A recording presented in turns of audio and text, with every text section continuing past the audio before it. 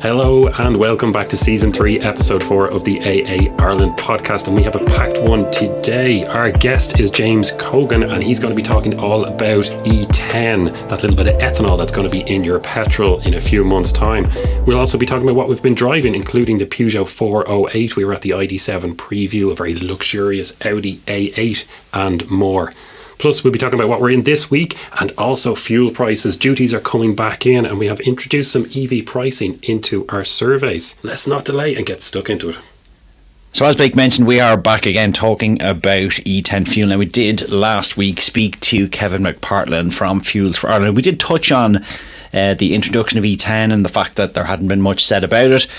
This is about to change. We are set to hear an announcement in the next few days, and by the time you hear this, we will have heard the announcement, so we'll bring you a little bit more on that as well. But really, look, what we've done this week is we've done our February fuel prices survey. Petrol is a little bit up and diesel is a little bit down, but in and around the same as where we had seen in the last couple of weeks, so not a massive increase. But the big news this week is the cost of living package, and there was a reintroduction, or an announcement of the reintroduction at least, of the duty which had been taken off on petrol and diesel. So petrol will increase by 6 cents per litre on the 1st of June, 7 cents on the 1st of September and 8 cents on the 31st of October, which is an overall increase of 21 cents. And diesel will increase by 2 cents per litre on the 1st of March, 5 cents on the 1st of June and 5 cents on the 1st of September, and finally with 6 cents on the 31st of October, which is an overall increase of 18 cents. So we are seeing the duty going back up even a little bit more than what it had been prior to the reduction. And why is that difference there? It's going up more than it originally had come down, is that not right? Yeah, there is an explanation which is something to do with a biofuel levy, which was due to go on but hadn't gone up, so that does account for some of that. So yes, biofuel is it's apt that it's biofuel, because that's what we're going to talk about a little bit today, with the interview you have coming up with James Cogan. But look, otherwise, what have we been up to over the last couple of weeks? Because we did have a sort of an extraordinary episode last week speaking to Kevin McPartland, but it was business as usual. We've been driving loads of cars. You had been to the Peugeot 408 launch and you took the car home. What was your impression of that car? Yeah, well, it was great. I was really excited because I've been in and out of Peugeots all my life, ferried at school and sports matches. So really excited to see the new 408, how it was going to take form, and it's a really interesting shape. Now, I quite like the car overall. I'd be leaning towards the PHEV myself, and I'd be quite excited about seeing what they're going to do with the electric one when it comes out. But I had the 1.2 litre petrol, 131 horsepower. And but the interior, lovely. I think it looks great. Be interesting to get your thoughts on that versus the Citroen, which is almost identical. Yeah, it's the same shape. Yeah, same shape, obviously. But for me, the Citroen shape and design works a little bit better. You had said in your piece that the 408's probably sharper in terms of design. I think I'd agree with you in that. For me, just the package works well. I don't know, but it looks to me like the car was originally designed as a Citroen, and then Peugeot kind of nicked it. I could be wrong, but that, to my eye, looks like what happened there. Yeah, for me, they designed the platform. I mean, it's identical underneath in terms of the chassis, the options for PHEVs, petrol engines, and so on. The bodywork it's the same shape essentially. It's just that the lines and the creases are a lot sharper. I might prefer the Peugeot. I think a little bit more modern. And remember when I went to pick up the car, you were there as well, and we reversed over the Peugeot 8 and parked it right beside the C5X, the Citroen, and very, very similar. And for me, it was just the Citroen just seemed to slightly date a little bit when the Peugeot was standing beside it. That's not to say that the Citroen didn't look good, because I really, really do like it. Driving wise, would you say that Peugeot was slightly harder edged dynamically than the Citroen, which are traditionally softer sprung and a little bit more squishy? Yeah, if I was in a rush through the Wicklow Mountains, I'll be taking the 408, but if I'm just pottering around and going over ramps and housing estates, the Citroen was just that little bit more comfortable. You did also travel to Milton Keynes in the UK to have a preview of the Volkswagen ID7, which is, what could you describe it as, the electric Passat? Yeah, I think so. Possibly a little bit bigger. It will almost certainly be a lot more expensive when it comes out. But an all-electric saloon, or estate eventually when it will have that option, and I'm so happy about that. A lot of SUVs out there, so to get something that's an estate, because we're seeing some of them die out at this stage, you know. What are the headlines on the ID7 in terms of, you know, range potentials and batteries, etc.? Well, fancy electroluminescent paint was the which we'll never see. The leading thing. You know, they wouldn't give us details, and we were outside and we were poking and prodding the product guys, and they wouldn't tell us what battery. The images of you actually hitting them with sticks. We were close to doing it, you know. Now we can garner a lot. It's good. They have confirmed it's based on the MEB platform, which the ID4, the Q4 e-tron, the ID3, and you know the Cupra and so on are based on. The range figures that they're talking about is 700 kilometres, and that well beats anything that's out there. But the ID at the moment, but the fact that wheelbase is 2.97 metres long, I think it was, that suggests that there will be a little bit more space to put in an extra couple of modules above that 77 kilowatt hour battery that we've seen on the ID range. Well, look, Professor Boland, if that's the range they're predicting, what sort of battery sizes does it have to have then in that case? I don't think it's going to accomplish that on the 77 that we're seeing at the moment. So, you know, is an extra 10 kilowatt hours going to be enough? It's yet to be seen. We obviously, if you need more details on either of those cars, Blake has done videos on both. You can find those on our YouTube channel. There's also written reviews on the aa.ie/blog, where you can see Blake has done a full review of the 408 and the ID7. Now, another couple of Audis that I had a spell of Audis for a few weeks, which was pretty nice, was the A8 PHEV and the RS3, two different cars, but obviously similar price actually when it came to it. But the A8 PHEV was an interesting one for me because the A8 hasn't sold in big numbers at all. It's been very, very small. I think they did 9 of them last year, and most of those were dealer demos. So it was a question: is the A8 back now that it's a PHEV? Adding the extra battery, what it does is brings down the CO2 45 grams per kilometre, makes it pretty quick. And I can see Blake, for those listening, is shaking his head when I mentioned 45 grams per kilometre. PHEVs, we can be a little bit sceptical about them because the projected range in that car was 65, 68 kilometres. I didn't see a third of that, I don't think, in terms of driving. And this is a very, very heavy car, big car, battery mated to a 3 litre 6-cylinder petrol engine.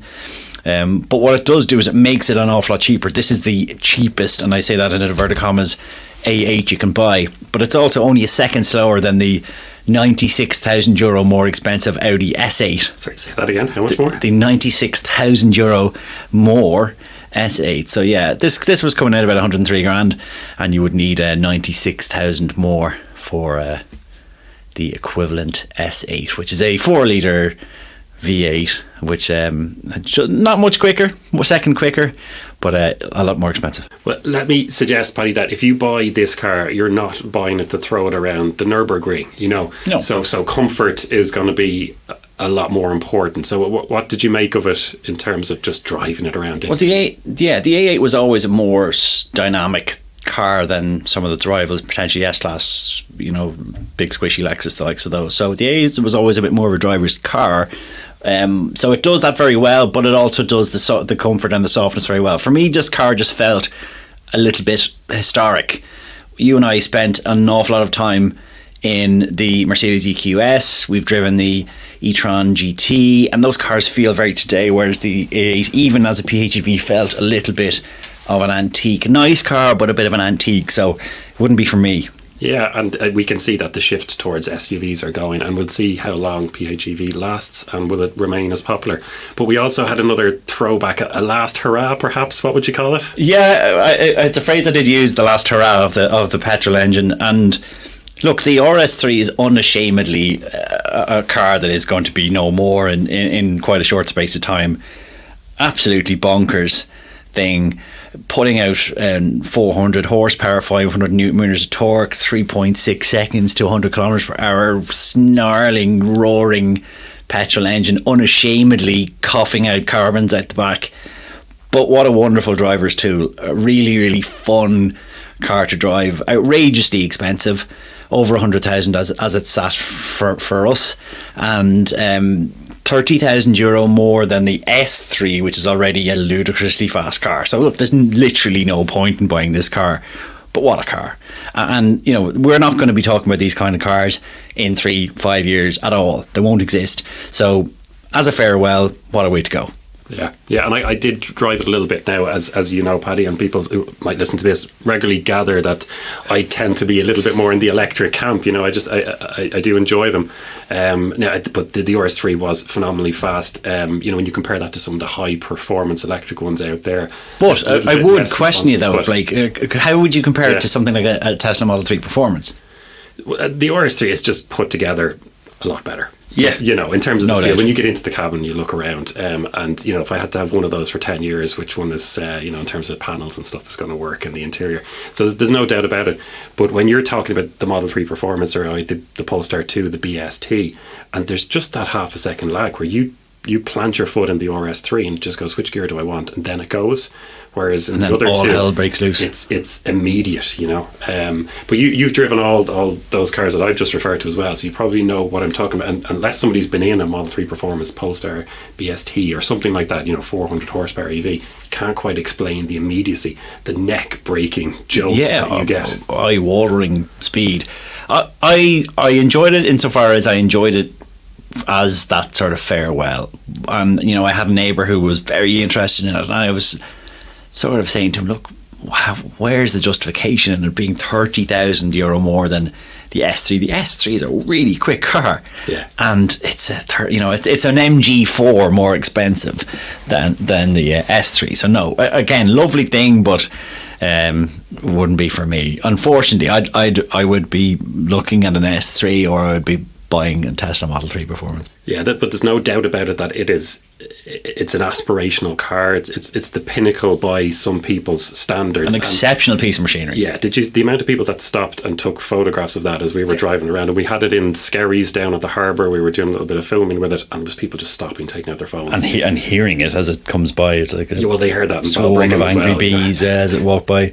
Another car launched last week, which we didn't get down to ourselves. Work commitments wouldn't allow, but we did have Neil Briscoe cover it for us, and you can see some of that online if you want to have a look at that. It was the Aura Funky Cat, and strange name, great car though. Yeah, I mean, this looks really promising. I was expecting prices to be a little bit lower when I heard that it was coming. I'm not saying I'm disappointed in that or anything, but it's yet to see how the Irish market will respond to it following the price drops from Tesla, following what MG have done, especially with their MG4. So it'll be interesting to see how the market takes it, but it's really, really interesting design. I think it looks great. It's a little bit different, and whether you like it or not, you have to welcome that. It's like a combination of lots of cars, a combination of a Beetle, Fiat 500, there's a bit of Porsche 911 in there. Has a small booth though, which may hold it back for some people. It might, yeah. It's 240 litres or something like that, boot. Which is small, but at the same time, the interior space for rear passengers is quite good for a car of that equipment footprint. levels are great, and really good. And I'm glad you brought that up, because I wanted to bring that back to pricing, and we were saying the prices were a little bit higher than expected. But if you just go through that list of spec that you get with the Funky Cat and you compare that to what's on a lot of the competition, just go, how much would you have to spend in extras to get what the Funky Cat gives you as standard? But the thing is as well, Blake, is they have supply of these. A big boat, and several boats in fact, came with lots of these, and they're here, and that's not a thing you can say a lot about EVs. They are available, and I think that will go in their favour. And they have appointed some really strong dealers as well. Blackwater Motors in Cork have just been appointed. Linders in Dublin as well, who are a really long established dealer. They are looking after them in Dublin, so they mean business, I think. Yeah, and it's just great to welcome a new brand into the country as well, and a sign of the times coming from Great Wall Motors in China. Great, like, huge production they have. This is a gigantic company. We don't really understand how big some of these Chinese companies are. So yeah, it looks like it could be a bright future for them.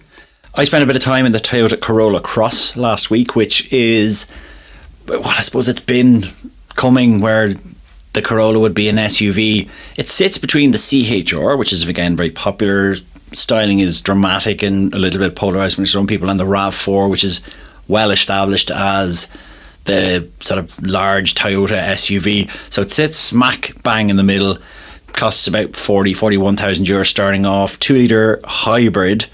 I'm going to say self-charging in inverted commas, petrol engine. So it the only thing is, right, look, whether you buy into the self-charging hybrid line or not, there was no doubt that this thing was decent in terms of fuel economy. For a 2 litre petrol engine, it was really returning good numbers. Yeah, we did. And remember, we did a test because you drove it into work here in the offices, and we both live close to each other out near Drogheda. So it's exactly 50 kilometres to get back. And I drove home that day, and it took it easy following traffic on the motorway, bit traffic around anyway. And we did 5.2 litres. Sorry, no, less. We had it down to 4.2 litres per 100 kilometres. So that's quite efficient for a combustion engine car of that size. It's really good, and again, the hybrid thing for some people, it's I'm not sure how it's marketed. It could be marketed a different way, but look, there's no doubt that this is using less fuel than an equivalent normal 2-litre petrol engine. There's no doubt about that. That can be agreed upon. Yeah, that would be interesting. I did treat that car very, very well on the drive. You were getting extraordinary numbers, yeah. So that is the absolute best that could do. And it would have been very interesting to have another 2-litre petrol or even a 2-litre diesel, let's say something like a Tiguan even, which was probably a little bit bigger, but just to have those two side by side, do the same trip, same conditions, and see how it would get on. I think it's fair to say at least that it does diesel figures and diesel fuel economy from a petrol engine. That's probably as much as you can say, and I think that's probably fair enough. Is it an electric car? No, it's not. Is it a plug-in electric car? No, it's not. If anyone thinks they're getting an electric car when they buy one of those, they're not really. So, yeah. And that was interesting that there's a big dial at the front of the driver's binnacle that says how much, or the EV ratio, and that was interesting to see. So we were talking and debating about where they came up with the figure that we were doing 71% EV driving ratio, but we can leave those conversations for another time. Maybe that's for another day. You collected the Ford Mustang Mach-E yesterday. Yeah. First impressions? I think it looks great. I'm still getting over the whole Mustang is now fully electric, because I was in a Mustang about 10-12 years ago. A friend of mine was lucky enough to import one into Ireland, and I remember going through the port tunnel with that thing roaring its engine in a lower gear, and just now it's fully electric and it's silent apart from a small artificial noise. So a little bit to get over there, but I think it looks really interesting. That huge central screen inside. Motorway journey on the way home yesterday was incredibly comfortable. A little bit of traffic, so we were just ticking along, and I was quite surprised at how efficient it was. But the cruise control, the adaptive cruise control, lane keeping was very, very good. I want to do a little bit more testing before I make the full video review of this, but initial impressions of that was very good. I was a passenger in that this morning, and I have to say now it was a really nice place to sit from the passenger side. It's a quiet car, obviously it's an EV, but a really lovely place to be. I also have been driving the Toyota Pro Ace electric van, which I picked up yesterday, and it's really good. I really like it. Like, I love a van anyway. The 5-year-old boy comes out of me when I jump into a van. But look, this is essentially a Peugeot, right? It's everything, all the switchgear, all of the infotainment system is all Peugeot in it, so it's like a Peugeot partner. But this one had the 75 kilowatt hour battery, projected range. What? I mean, look, in reality, it was probably going to be doing about 280, 300. But nice thing, really nice thing. And we are looking at EV vans in the AA because we have to, at some stage, we have to move away from the diesel vans we have. But we are trialling several EV vans, and this is one of them. And this is something that I think our equivalent AA patrols in the UK do use some of these. So watch this space. We'll see if this makes sense. Well, Paddy, I think it could be time to bring in the interview now that we had with James Cogan. This was really interesting to get his perspective. So James is an industry and policy advisor for Ethanol Europe. Now, Ethanol Europe are the advocacy and, I suppose, lobbying arm of Clonbio Group. So just to bear that in mind as we're speaking to him, that this is somebody who is really, really involved in the industry. The company that he works for actually produce the stuff, ship it around, and a lot of that will be making its way into the fuel tanks of Irish drivers. So yeah, let's bring James on now. Well, James, thank you very much for joining us today. Myself and Paddy have already spoke a little bit about introducing you, but what we want to kick things off with is we put out a couple of surveys on some of the social media profiles lately, and we found that about 90% of people haven't heard anything about E10, the fact that E10 is on the way. But I just thought we'd take a step back for a moment and really get to the basics. What is E10? What is ethanol? Can you just give us a general introduction to that? What is ethanol? Yeah, so E10 is a blend of petrol that goes into the car. So at the moment we have unleaded petrol at all the pumps in Ireland, and it's called E5, and that has 5% ethanol in it. And when we go to E10, we'll have 10% ethanol in it. Ethanol is alcohol, so the word ethanol and alcohol are synonyms. And the alcohol there, the ethanol, is made by the same process as brewing or distilleries. It's made by fermenting sugars from sugar into alcohol, and then this pure, nearly 100% pure alcohol is mixed into the petrol to reduce the amount of fossil petrol in the blend and increase the amount of renewable content in it. And the ethanol in the petrol does two things. It displaces fossil energy in the blend with renewable energy, and it also improves the way the fossil petrol performs in the car. So it improves the oxygenation levels of it so that it burns leaner and cleaner. Okay. And in terms of produce, you mentioned there that it's brewed or distilled. Is that right? So are we talking about this is made in the very same way as gin or whiskey? It's very much. I mean, we have we produce about 15% of the ethanol produced in Europe, so it's quite a big operation, and it's essentially like a brewery. So we take lots of grain and we mill it, and then the mill goes into becomes a mash, and that mash then is subjected to, it has yeast added to it, and the yeast converts the sugars in the grain into alcohol, and then that alcohol is separated from the solids.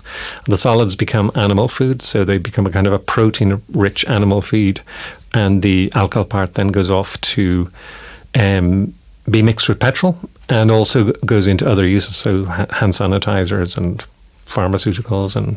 Okay, and tell me a little bit more about what's left over. So obviously we want to cut down on waste as much as possible. We produce ethanol or alcohol off that. Yeah. And you're saying that there's lots left over that can be for animal feed. Just tell me a little bit more about what that is. Yeah, so the raw material is grain in our case. It could also be sugar beet. And so once the sugars are converted into alcohol, then the oil, protein and fibre are left over. And that is a very high quality protein-rich animal feed that goes to substitute soy import animal feed. So, one of the big challenges of the the way the agri-food system works in the modern world is that we feed an awful lot of protein-rich plants to livestock to produce milk and dairy. And in the case of Europe, we're protein poor. So we produce an awful lot of grains, but we produce less protein crops like soy. And so we import huge amounts of protein-rich crops from the Americas. What we do in Europe in our biofuel sector, and in the case of ethanol specifically, is that we take some of the grains, a small amount of the grains that are produced by European farmers, and we convert it into ethanol on the one hand and protein-rich on the animal feed on the other hand, so we're getting a kind of a double benefit out of it. On the one hand, we're reducing the fossil fuel and carbon emissions of the petrol directly by replacing some of the petrol with ethanol. And on the other side, we're replacing soy meal imports by homegrown European protein-rich feed. So in the production of the ethanol that goes into E10 and other higher ethanol blend petrols, there is no waste, because essentially everything goes to both the ethanol itself and the animal feed that comes out from the oils, fibre and protein. And in our facility, we're doing more and more kind of interesting and valuable things with that oil, fibre and protein. We're producing ever higher protein concentrates. We've separated out the fibre from the grain itself, and we're using that to produce dietary fibre, specialty dietary fibres for human consumption.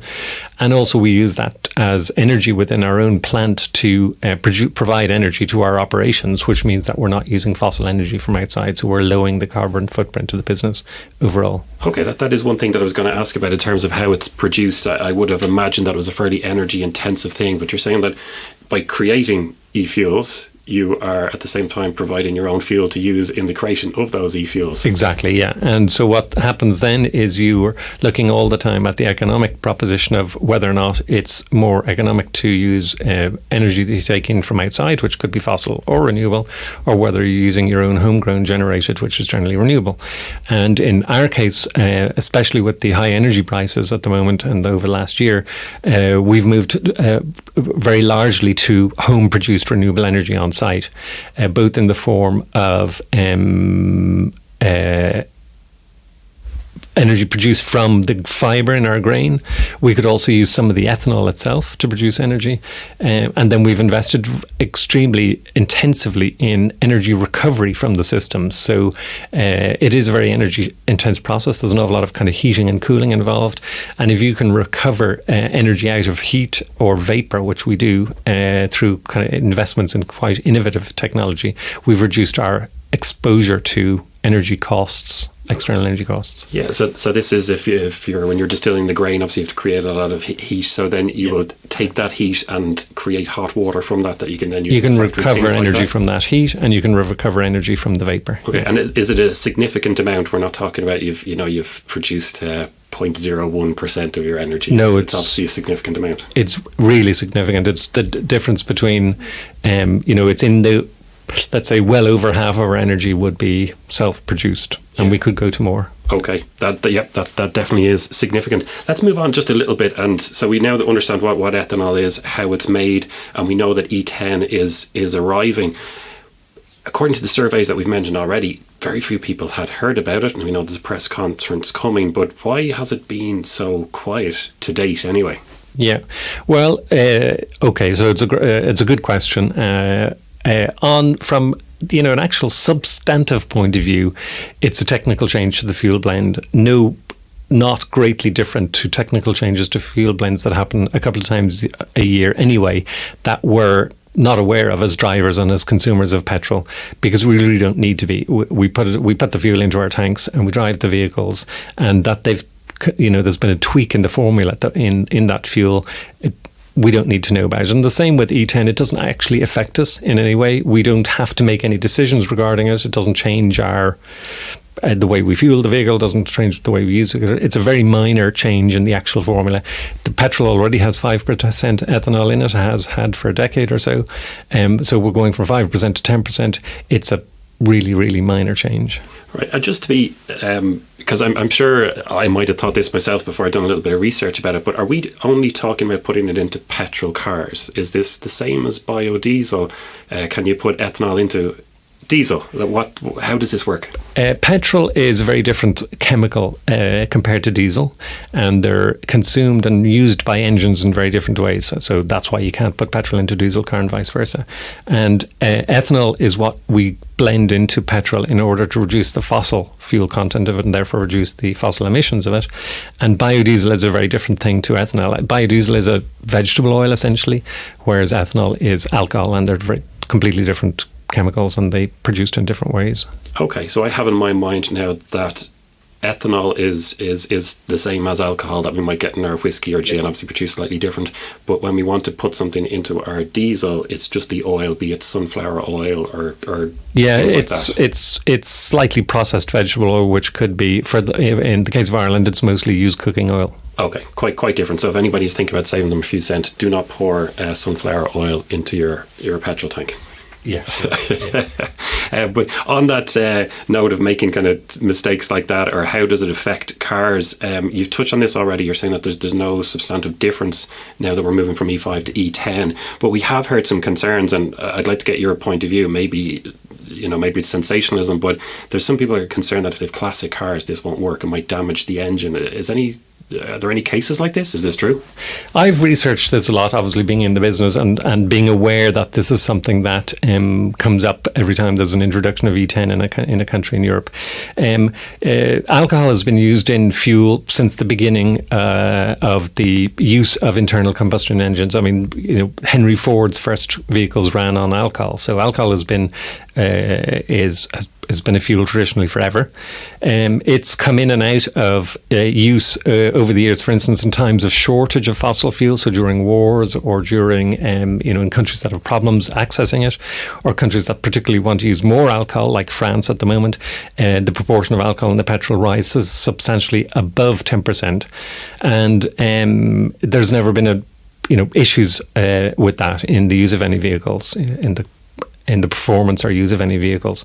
E10 has been the only E10 and higher blend of ethanol petrols in the USA have been standard there for a couple of decades and have been widely used since the 1970s.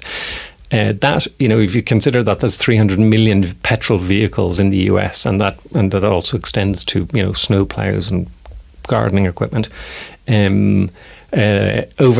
Over those decades, there have been well over 1 billion vehicles have been running of every age, make, and model have been running on E10 or higher ethanol blend fuels, in a country where litigation is very normal, and there hasn't been a single instance of litigation or any case brought in relation to the use of ethanol in fuel. Okay, so would I be going too far to say that pretty much any car in Ireland that's driving around will be okay with this switch and it won't make a difference? That's fair to say. It is fair to say. There hasn't, in the world there are, I guess there's 1 billion or so petrol cars running around between Brazil, the US, Germany, Brazil, US and Europe.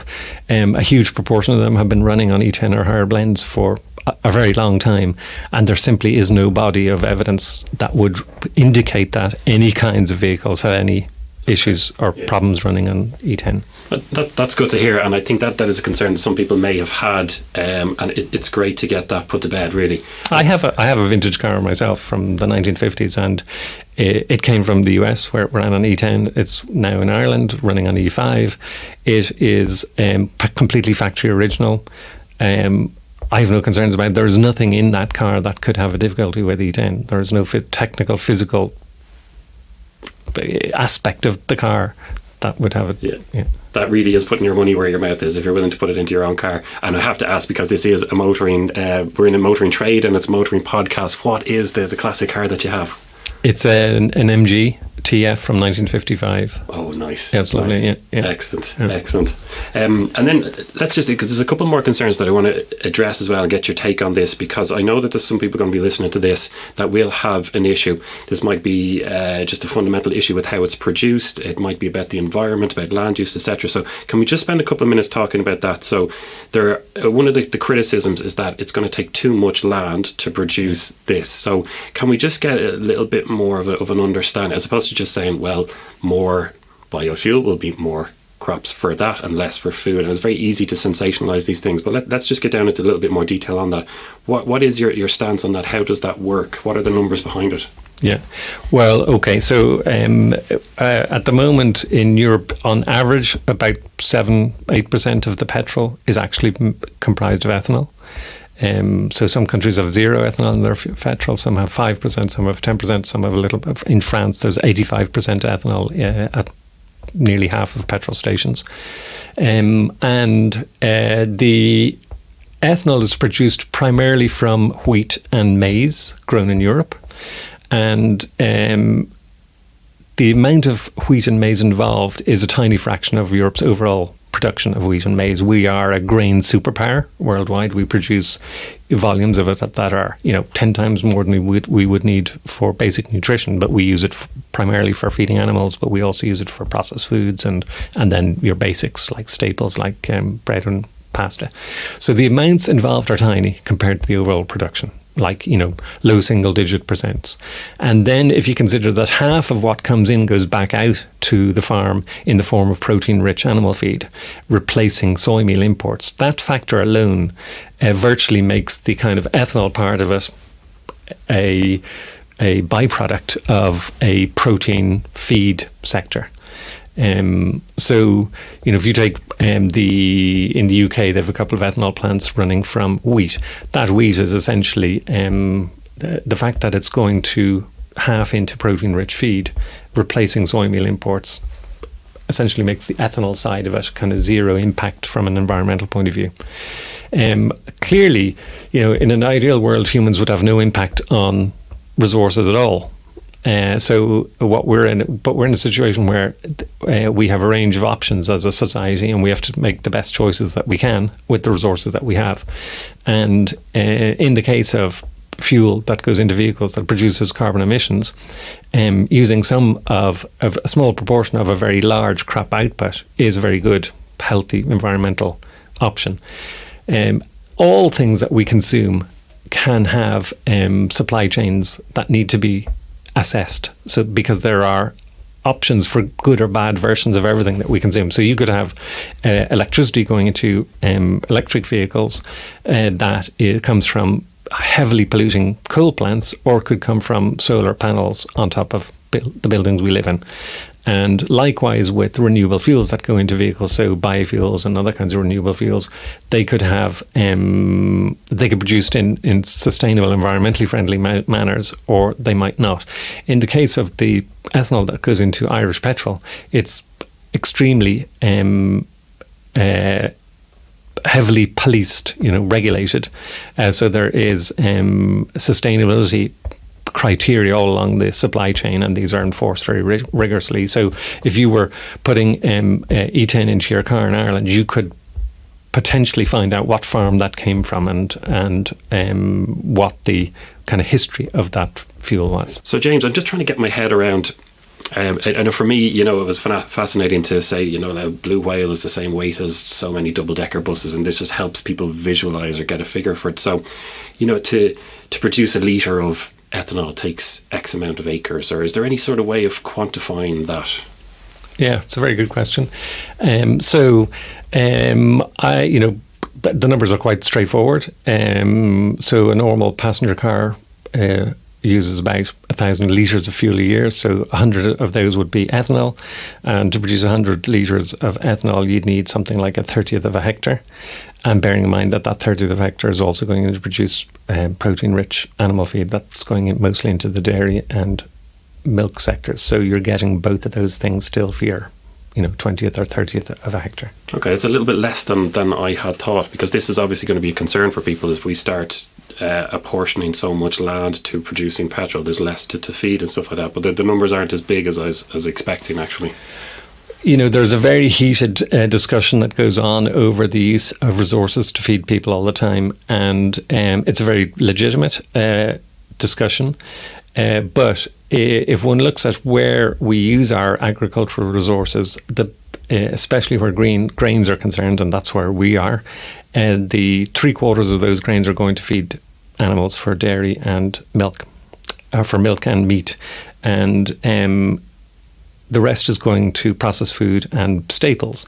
And within that, 30 to 40% gets wasted in the supply chain, because basic food commodities are very cheap and they're very abundant. And so it's never the actual availability of the raw material that's at issue. It's how it's used and how efficiently it's used. Using it to produce ethanol, which goes into a mix of or ethanol and animal feed, you could, there's zero waste in that insofar as it all gets consumed in the supply chain.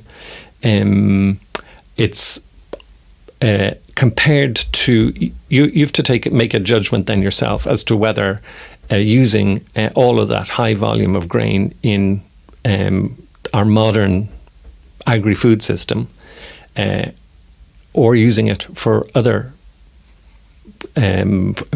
applications such as energy or such as industrial purposes, because a lot of the ethanol we produce goes into pharmaceutical and inks and solvents and hand sanitizers and so on. They're judgments that society has to make as to what's the best use of our resources. But the biofuels that we have in fuels in Europe have been very thoroughly vetted. It's not something that goes unscrutinized by an army of regulators and scientists. So that everything that goes into your car has been, has to pass an extraordinarily kind of battery of environmental and kind of quality criteria. And we do have much stricter rules and regulations, and the same goes for importing of meat products from other parts of the world. The EU is a lot stricter.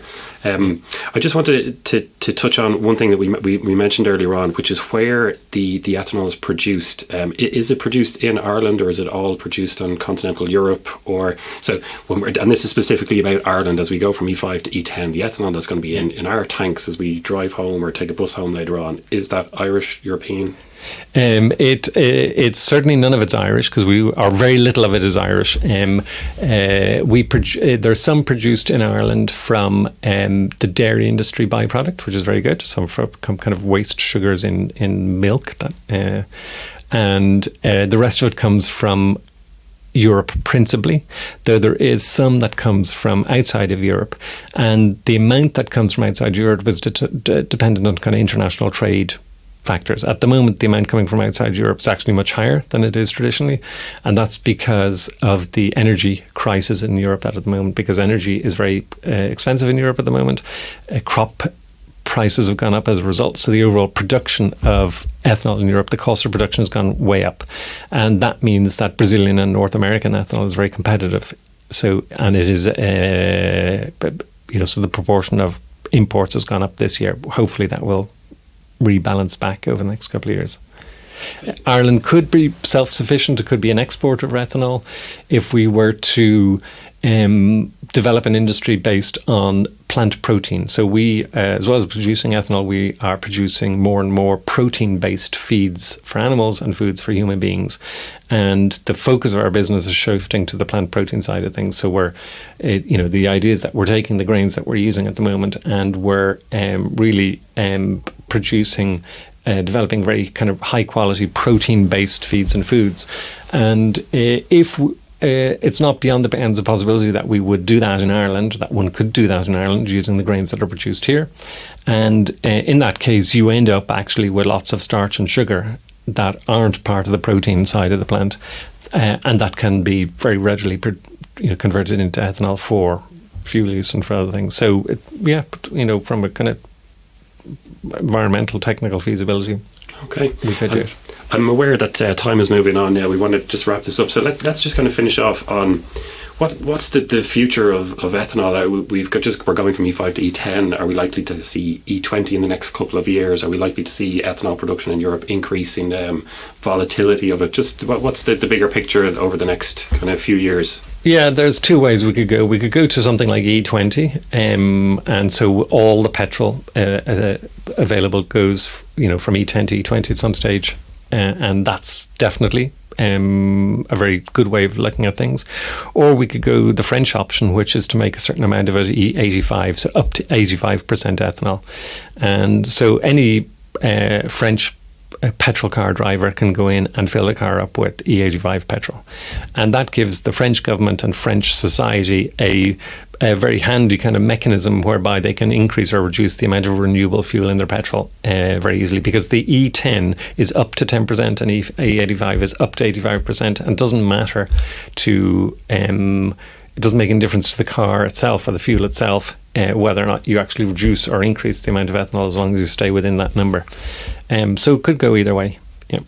And from the point of view of Ireland's reaching its kind of transport decarbonisation goals over the next decade, and the government's objective is to have carbon emissions in transport by 2030.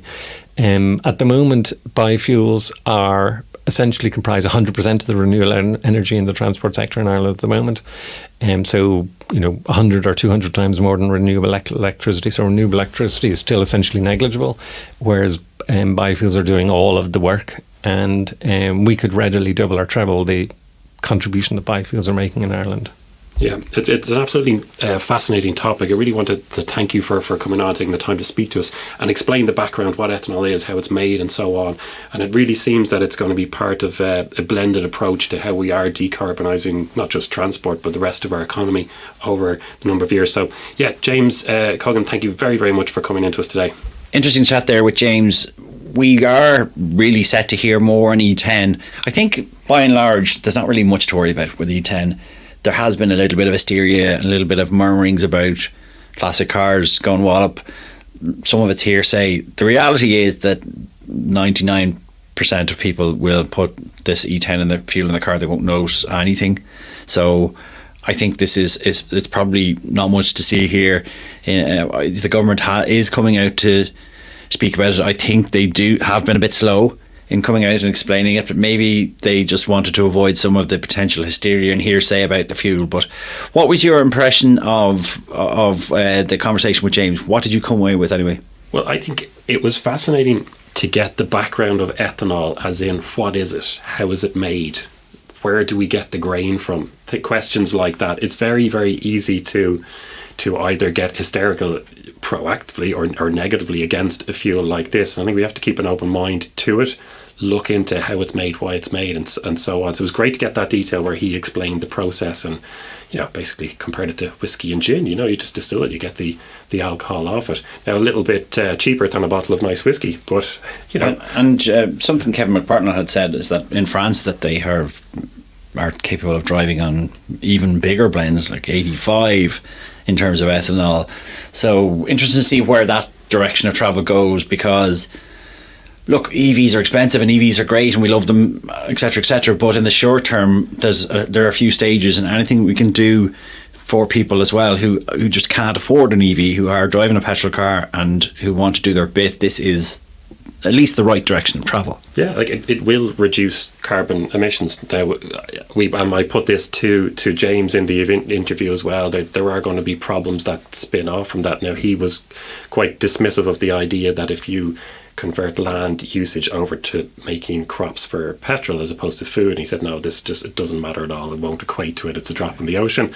Will that be true as we increase the amounts that the land usage, has the land been looked after, extra use of fertilizer? So there's a lot of ways of thinking about this, but it's going to reduce carbon in the short term. And one of the issues that if we wait for the perfect solution, nothing will be done in the meantime. So every little thing that helps has to be welcomed, but with, at the same time, a very, very strong eye on the future and where ultimately we need to get to. One of the things that we talked about this week, added on to our average fuel prices, was something that you did some maths on, was in terms of the EV figures, or EV running costs rather. So we know that it costs about $2,000 a year to run a petrol car, a little bit less for diesel because diesel cars tend to go further. The fuel's a little bit cheaper as well at the moment. How do EVs factor into this? So the average EV owner driving 17,000 kilometres, what sort of figures are they looking at in terms of paying? Yeah, well, as you said, we did some maths on this and we double checked it. We got a lot of different sources of prices from people charging at home on Night Rates Public Network and so on. And we calculated that at the moment, based on the February survey that we've just done, that it would be 1,138 compared to, and you've done the maths on that, is about 1,600 for diesel and give or take 2,000 for petrol. So still significantly cheaper. But the thing that's, when you're talking about how you fuel an electric car and the cost of that, there's such a wide variance. Now, if we want to find, we go down to this maybe smaller country towns and you might find petrol 4 or 5 cents cheaper there. You go onto a motorway, a little bit more. Yeah. But it's always going to be, it's there 5 to 10 cent, give or take, let's say. On an electric car, it could be 5, 6, 700% difference. So just to remind people, what is the cheapest way to fuel an EV? Well, I don't say this flippantly, but solar on your roof will be free, apart from the installation costs, of course. But after that, there's night rates. So if you've got a smart meter, you can get a night boost. It depends on which company you go for. And that can be as cheap as, in and around 10, 12, 13 cent per kilowatt hour. However, on some of the longer journeys that we've done testing cars, Paddy, we could be paying 75, 80 cent per kilowatt hour. So it's a huge difference in price there. We had looked at the figures before and we reckoned it was about 70, if electricity got to about 74 cents per kilowatt hour, that would be the equivalent of petrol or diesel in terms of running an EV. That's about right? Yeah, and I think at that time perhaps petrol and diesel prices were a little bit higher. So there's levels. Petrol and diesel can go up and down as well as the electricity prices. So it's hard to find a comparison, but I think it's still very, very safe to say that fueling your electric car is still cheaper. You can find an extreme situation where it's not, perhaps, but in general, it's still a lot cheaper. But back to petrol and diesel, if you want to save some money, which we all do, on our petrol and diesel, do we have a solution here at the AA? Well, I think we do, Paddy. You could download the AA app today, log on and rescue if you want, browse from a wide range of benefits like discounted fuel, and that is 3 cents off your fuel at a Circle K garage. Yeah, and you get discounts off your sandwiches, you get discounts off car washes. It really is worth doing. So if you have an AA product, if you're a member, if you have insurance, etc., you can download the AA app and you can immediately avail of those savings. So it makes sense. Just go do it. It's very quick to do. Very quick and easy. If I can manage it on my phone, then you listening to this, you can too. Okay, Blake, that's it for this week's AA Ireland podcast. As ever, you will find us across an exhaustive list of social media platforms. Things like Twitter, things like TikTok, things like Instagram, Facebook, you name it, we are there. And of course, you will find all of our material on the AA Ireland blog. Blake is doing great work on YouTube, blazing a trail, making informative new videos. But look, if you want to follow us, we are on all the platforms, and do subscribe to us here on the AA Ireland podcast as well. And that's it for this week, and that's it from me and from Blake. Thank you very much for listening. Be safe and see you next time.